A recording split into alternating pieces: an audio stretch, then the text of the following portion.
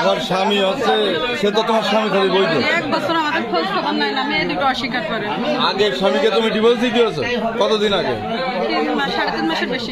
3.5 মাস আগে আগের স্বামীকে ডিভোর্স দিয়েছো, এর সাথে বিয়ে তেমন তেমন আমার এই যে 1 বছর ধরে কোনো খরচ টাকা পয়সা আমার সাথে যোগাযোগ নেই। আচ্ছা স্বামীর জমি এখন আপনারা কেন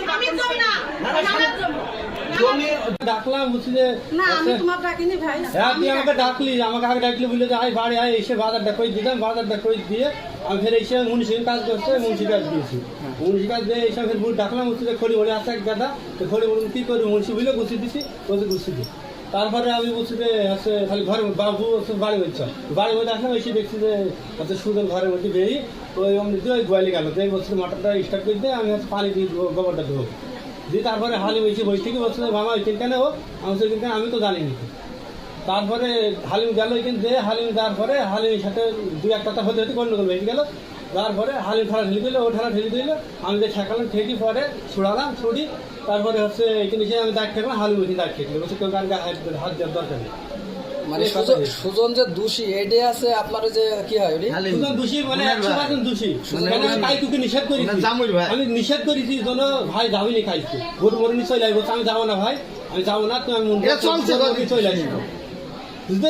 চলছে আমার কাছে 10 জনের আমি তাদের সাথে দেখা হবে বলবো, আমি তো ব্যস্ততার উপর থাকি, সারাদিন দোকানই পড়ে থাকি। আচ্ছা তুমি সুজন সাথে চলে যাও বাড়ি মানুষ।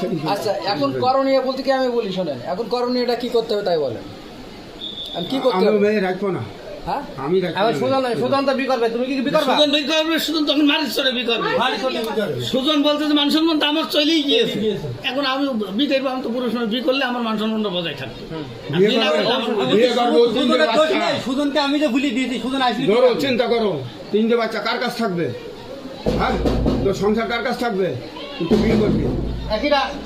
হ্যাঁ তুমি আগে একবার বেঁচে গিয়েছো বললো দিদি জানো তুমি সেদিন প্রশাসন আইসি কেন এখন কথা জিজ্ঞেস করার দরকার নেই, সে বিয়ে মারবে তখন আর কথা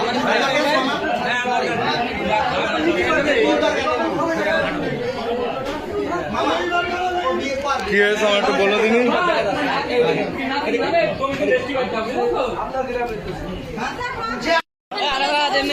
সাংবাদিক